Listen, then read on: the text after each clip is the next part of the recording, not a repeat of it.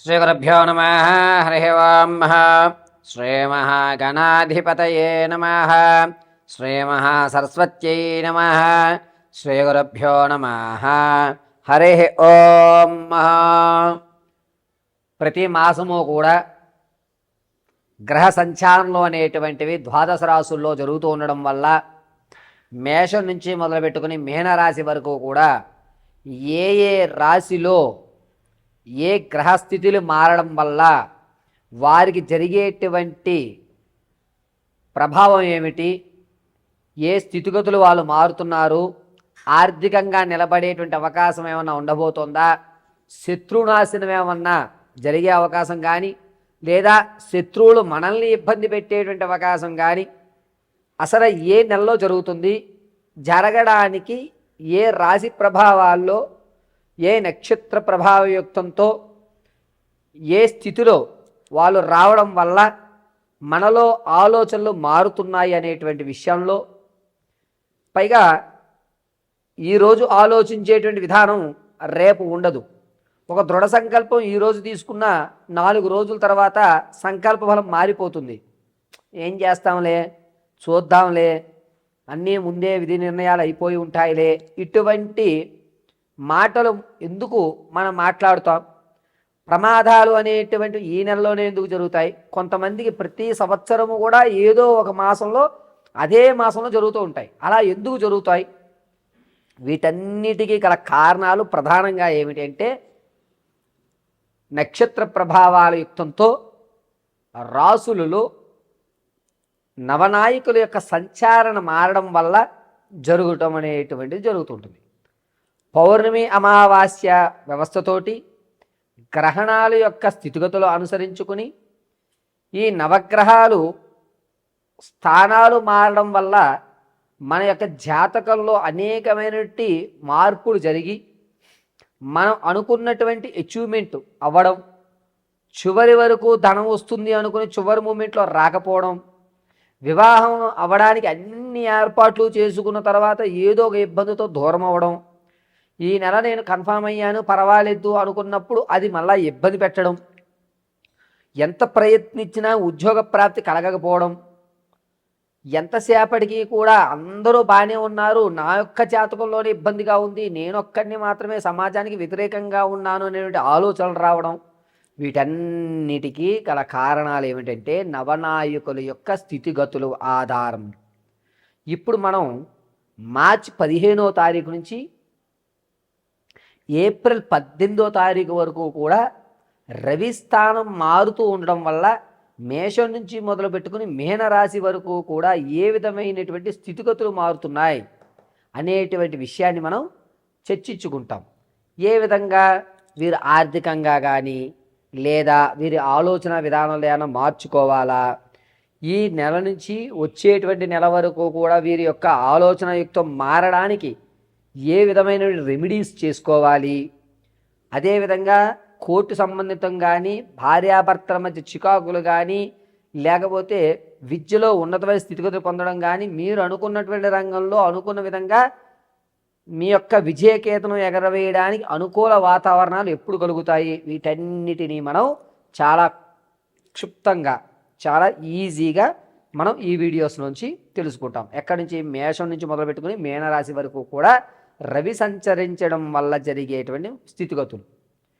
అందరిలాగే ద్వాదశంలో రవి, అష్టమంలో రవి, రవిస్థానం గురుడు వక్రీభవిస్తూ 8వ ఇంటి నుంచి 11వ ఇంటికి చూస్తోంది. ఇలాగా మనం వివరించామనుకోండి, మీరు అర్థం చేసుకునేటువంటి స్థితులు కొంతమందికి ఉంటాయి, అర్థం కాని వారు కొంతమంది ఉంటారు. కాబట్టి రవిస్థానం మారుతూ ఉండడం వల్ల మేషం నుంచి మీనం వరకు ఏ ఏ ఫలితాలు జరగబోతున్నాయి అనేది మనం అత్యంత క్లియర్గా ఇప్పుడు మీకు వివరించి చెప్పడం జరుగుతుంది. ఈ రవి సంక్రమణ జరగడం అనేటువంటి దాని వల్ల జరిగేటువంటి ప్రభావాలు కేవలము గోచార రీత్యా మాత్రమే తెలియజేస్తున్నాను. ఇది గుర్తుపెట్టుకోండి, నేను తెలియజేసేది కేవలం గోచార రీత్యా మాత్రమే, వ్యక్తిగతంగా కాదు. ఈ విషయాన్ని దృష్టిలో పెట్టుకుని చక్కగా నేను చెప్పేటువంటి మేషం నుంచి మీనం వరకు కూడా రానున్న మార్చి 15వ తారీఖు నుంచి ఏప్రిల్ 18వ తారీఖు వరకు జరిగేటువంటి విపత్తులు దానివల్ల తీసుకోవాల్సిన జాగ్రత్తలు, మనం ఎదరికి వెళ్ళాలంటే ఏ విధంగా ఉండాలి అనేటువంటి మన కఠినమైన నిర్ణయాలు ఇప్పుడు మనం తెలుసుకుందాం. ద్వాదశ రాశుల్లో మూడవదైనటువంటి మిథున రాశి వారికి ఈ మార్చి 17వ తారీఖు నుంచి కూడా ఏప్రిల్ 18 వరకు రవి మార్పు వల్ల వీరి యొక్క ఆలోచన విధానం అంతా కూడా దైవాంత సంబంధితంగాను వేదాంతభరితంగాను ఉంటుంది. ఏ పని మీరు శ్రీకారం చుట్టాలన్నా కాలం కర్మం కలిసి రావాలి, ఈశ్వరుడు ఆజ్ఞలేంది మనం ఏ పని చేపట్టలేము అనేటువంటి వేదాంతపరమైనటువంటి సామెతలు చెప్తూ ఉంటారు. ప్రతి విషయానికి కూడా భగవత్ సంబంధం కలుపుతూ ఇది భగవంతుడి యొక్క నిర్ణయం, భగవంతుడే దీన్ని కొనసాగిస్తాడు అనేటువంటి మాట అనుకోవడం, మీరు ఎంతవరకు ఆలోచించినా చిట్ట చివరికి భగవంతుడి నిర్ణయం మీద ఆధారపడుతుంది అని చెప్పడం, ప్రతి విషయానికి కూడా ఈశ్వరార్పితమస్తు అనుకుని ప్రారంభం చేయడం, ప్రతి దాన్ని కూడా టేక్ ఇట్ ఈజీగా తీసుకోవడం, పైగా మీకు నష్టం కలిగినా సరే నాకు ప్రాప్తి లేదు, పోయింది, నాకు ప్రాప్తి ఉంది, నా వద్దకు వచ్చింది అనేటువంటి మాట అనుకోవడం జరుగుతుంది. రాజకీయాల్లో ఉన్న వారికి పదవి ఊడిపోయేటువంటి అవకాశాలు మిథున రాశి వారికి ఎక్కువగా గోచరిస్తున్నాయి. విద్యార్థులకు జ్ఞాపక స్థితి కూడా పెరుగుతుంది. అదేవిధంగా పాత సంబంధం కానీ కొత్తగా ఏర్పడుతున్న సంబంధాల వల్ల కానీ వచ్చేటువంటి ఏప్రిల్ 3వ తారీఖు నుంచి 18వ తారీఖు మధ్యలో కొన్ని గొడవలు రావడం వల్ల మనసు కకావికలమయ్యి మానసికమైనటువంటి ఇబ్బందులు కలిగేటువంటి అవకాశం గోచరిస్తోంది. సంగీత సాహిత్య సినీ కళా పరిశ్రమల్లో ఉన్నవారికి కాస్త గడ్డుకాలంగా ఉందని చెప్పుకోవచ్చు. రవి మార్పు వల్ల మీరు ఏదైతే ప్రజెంట్ చేద్దాం అనుకుంటున్నారో అది కాకుండా వేరేది ప్రజెంట్ చేయడం, ఇది ఎందుకు ప్రజెంట్ చేసామంటే ఈ సమయానికి ఇదే అనుకూలంగా ఉంటుందని చెప్పడం, దాన్ని అవతల వ్యక్తి తిరస్కరించడం, దానివల్ల నేను ఎందుకు అతను అడిగింది అతనికి ఇస్తే అయిపోతుంది కదా, నేను ఎందుకు మార్పు చేయించి ఇవ్వాలి తనకి అనేటువంటి ఒక నిర్ణయానికి రావడం జరుగుతుంది. ధనం విషయంలో అప్పులు పాలయ్యేటువంటి అవకాశం ఈ నెలలోనూ కనబడుతుంది. అనవసరంగా స్థలాన్ని అయితే కొంటారు, ఆ కొన్న స్థలం రాబడి లేక పైగా దానివల్ల ఉపయోగం లేక అనవసరంగా నష్టపోయామనే విషయాన్ని మీరు గ్రహించడం జరుగుతుంది.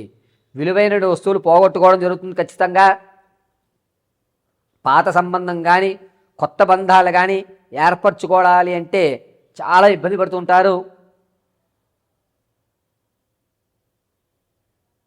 కొత్త బంధాల పట్ల అనేకమైనటువంటి ఇబ్బందులతో కూడుకున్నటువంటి వాతావరణాన్ని మీకు ఇష్టం లేకపోయినా ఆ వాతావరణంలో మీరు కొనసాగించడం జరుగుతూ ఉంటుంది. ఆరోగ్యం విషయంలో మిథున రాశి వారు కొంచెం జాగ్రత్తగా ఉండాలి. ప్రమాదం అనేటువంటిది మార్చి 27వ తారీఖు నుంచి ఏప్రిల్ 8వ తారీఖు మధ్యలో జరుగుతోంది. దీనివల్ల నడుముకు సంబంధించినటువంటి ఇబ్బందులు కలుగుతున్నాయి. తస్మాత్ జాగ్రత్తగా ఉండాలి. ప్రతిరోజు కూడా శ్రీ గోవిందాయ నమః అని కానీ శ్రీకృష్ణదేవాయ నమః అని కానీ నమో నారాయణాయ నమః అని కానీ మంత్రోచ్చారణ చేసుకోవడం అత్యంత శుభస్సు శీఘ్రంగా కలిసి వస్తుంది.